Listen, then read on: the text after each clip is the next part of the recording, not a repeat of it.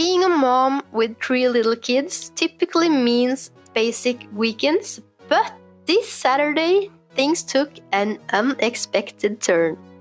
My husband and I had a wild night out with friends, drinking tons of beer and eating late night snacks at 3 a.m. The hangover on Sunday was brutal, and waking up at 5:30 a.m. with my 1-year-old on Monday the same. I even discovered that I had gained 2 extra kilos during the weekend. But after sending the kids to kindergarten, I decided to face the challenge. How would the wild night, lack of sleep, and extra weight affect my bouldering? This is a story of how a wild night can affect the training the next days. Welcome to Bouldering After a Wild Weekend, Mom Edition. You're probably not too surprised to hear that I went to the gym this day with very low expectations, and I didn't really had planned to make a video. I just bought my tripod in case the gym was empty and that I had a good day. Because I'm always looking for opportunities to make new content, so why not bring it and see what this day could bring? During my warm-up routine and warm-up climbs, I felt all right. And there was also a couple of people that I enjoy climbing with present at the gym today, so everything was settled for a really nice session, no matter how bad or good I was feeling.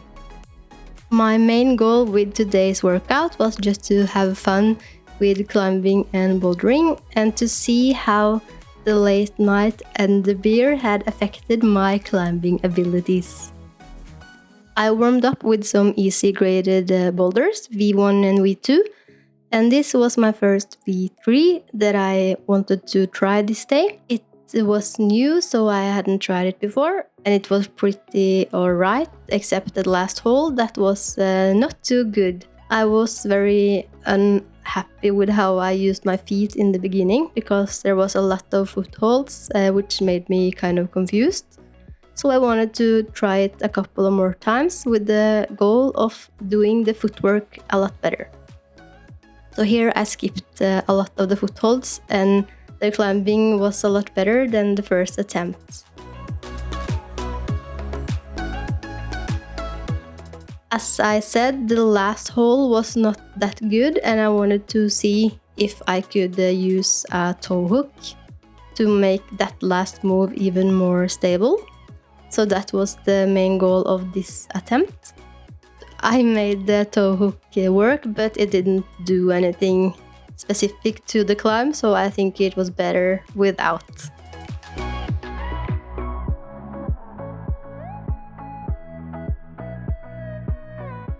This is another V3 boulder, which also is new. So this is my first attempt on that one as well. It's very basic and straightforward, and not too complicated. The same goes for this yellow boulder. It's also V3, also new. I haven't seen or tried it before. It was a little bit more complicated, especially at this part, the 2 last moves, but it was very cool and I liked it a lot. As I said in my last video, I had a really hard time with the V3 boulders at that session, so I feel the new V3 boulders that have been set since that time are much easier and very accomplishable. This V3 boulder, I don't even know where to begin. I tried this when I was making my last video, but I didn't include it in the final video because I just stood like I am standing now. And I didn't think that was very entertaining to watch for you guys. So today I wanted to work on it a little bit more. As you can see, the first attempt didn't go that good. I didn't understand how to move from that place and up to the volume. So that took a couple of attempts with failure.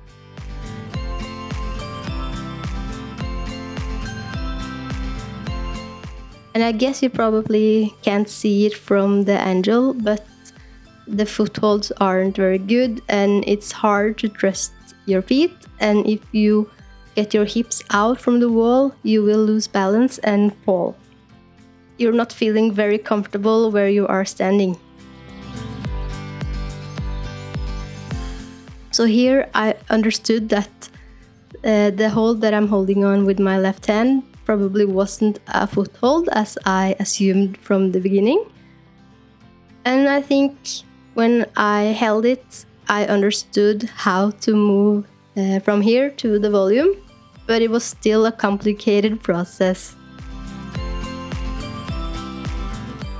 I really cannot understand how this problem can be graded V3.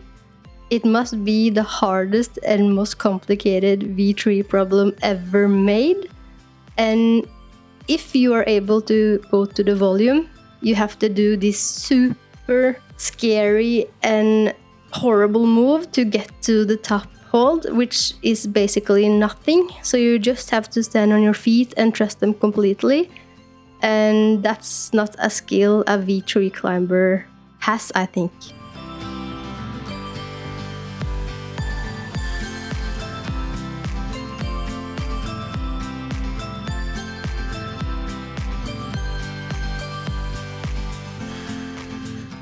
So the start is getting better and better, and I still understand what to do. And finally, I was able to grab the volume, and I was really surprised. And now it was just trying to figure out the rest of the way. And this foothold at the right, it is just so uncomfortable to stand there, and you're feeling that you're going to fall any second, and I really hate that feeling. And I have to say, this is so not my climbing style when it comes to this boulder. I really hate it, but I also really want to be able to complete it, but I didn't do that this day. Maybe that was the hangover effect, that I got even more scared of falling.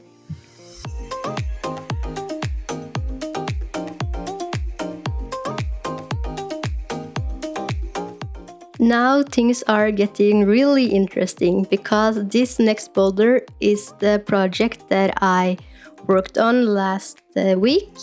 Today is Monday and I was climbing Friday, and then this boulder was completely new and I was the first one to even try it. It's set by the really talented route setter André, who makes a lot of the cool boulders that you can see in my videos. And this is a boulder that I really liked and enjoyed from the first second. But it is hard and it has some complicated moves and some bad holds. So I was able to go for the last hold on Friday. But then I messed up and I fell. And I was too tired afterwards to do any proper attempts. Since I was so close to complete this boulder on Friday, I was feeling very secure that I could send it the next time I was bouldering. But I didn't feel secure that today was going to be that day. But I still wanted to try it because as I said, I really liked it and it is cool.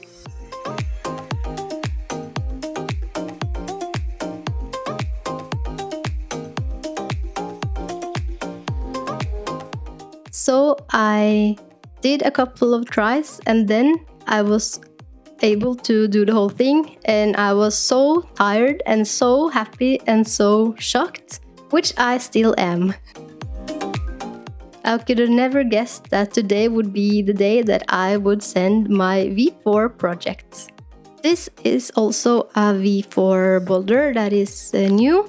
I tried it the last time I was climbing, and then I was able to do it in my first attempt. So I was feeling like, yes, I will have a V4 that I can show on camera to all of the people at YouTube. That didn't go as planned, and I failed on my first attempt. When I sent it the last time, I didn't cross my hands, so I wanted to see how that was this time. But the beta is to use the cross, so I went for that because it's much better.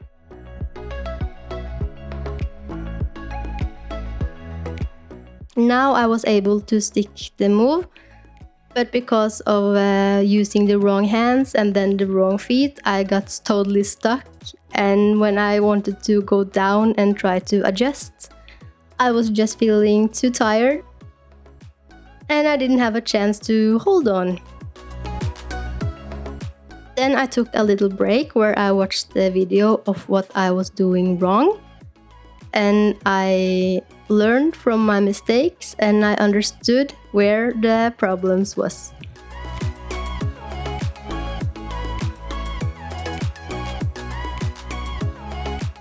So this time I didn't skip any handholds. I went straight ahead and I got into a nice pace. And I was feeling good and secure that I was able to complete it this time, which I luckily did as well.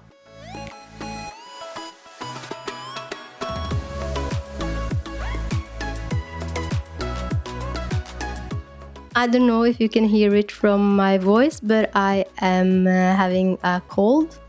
The day after I was bouldering, I got a positive corona test as well.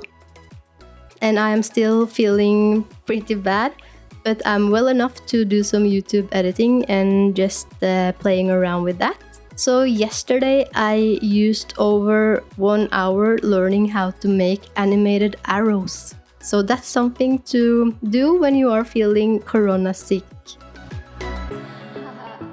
Here I am trying to solve a V5 problem, which is above the grades that I normally can climb, but I was feeling that I have worked on all of the V3 and V4 problems that I could, so this was the next step. And here I had some trouble figuring out the start moves and nesting them all together.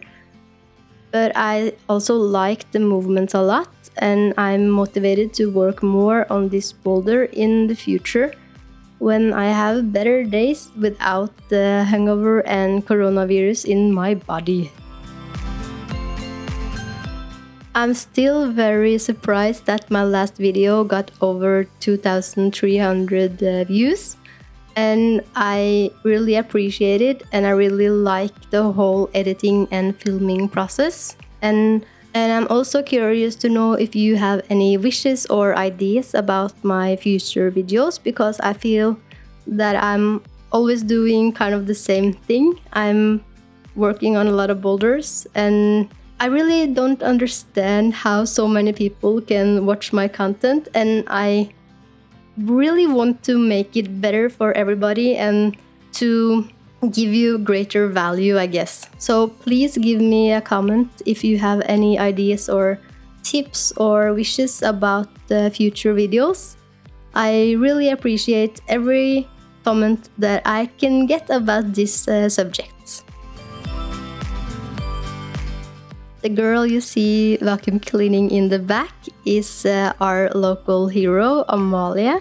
She is not just a really good vacuum cleaner, she is also one of the best climbers and boulders in Norway. I think she was placed number 2 in the last Norwegian championships. And that is a really good achievement, and it's so fun to see all of the things that she can do in our boulder gym and also in competitions as well. She is only 17, so she has all of the future in front of her when it comes to climbing, and I am sure she will be a big name both in Norway but also in international competitions in the future, so remember her.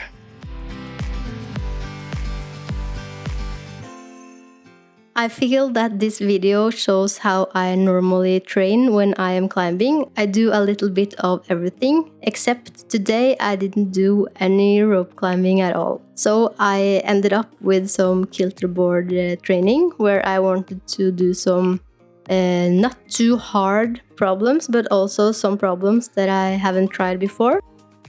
Mostly I did some V3 problems. And if you have done Kilter board before, you know that a V3 problem can be anything from super easy to so hard that you can never even start it. But the ones that I found today were cool and flowy, and I liked them a lot, so that was luck for me. They had some dynamic moves, which I enjoy at the Kilter board, and the holds were not the worst.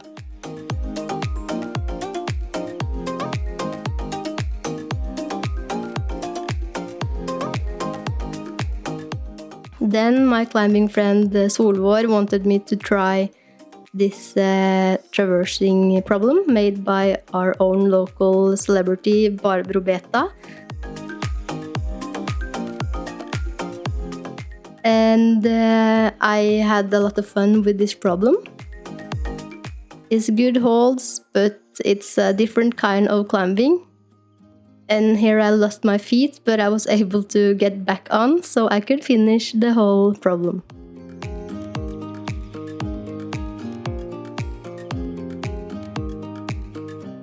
Another similar problem, also made by the same climber, Barbro. This is a little bit harder, and I was maybe rushing it again and not planning my moves too good. So I had some problems here when I lost my feet. And this time I was not able to get them back onto the board, so I tried to just campus my way through. And maybe I could have done it if I was a little bit less tired. Another very cool problem though. I didn't do any Kilter training before my last year, but now it has been something that I really enjoy doing and that I have a lot of fun working on. And I try to do some Kilter training at least one time a week, and I feel that I'm getting stronger and that I'm able to move, especially my lower part of the body, in a better and more creative way, and that's something you need to do to be able to climb at the Kilter board at all. That was the biggest difference for me when it comes to bouldering at normal problems and the Kilter board. The way you are dependent on your feet and the flagging movements and body positioning. So it's a lot of learning to do from spending some time at the Kilter board. At the last problem I worked on at the Kilter board, my goal was just to squeeze out the last drop of power in my body, and I didn't take any long breaks. I just tried and tried over and over, which you may have learned that is kind of my style, if you can call it that, at this point.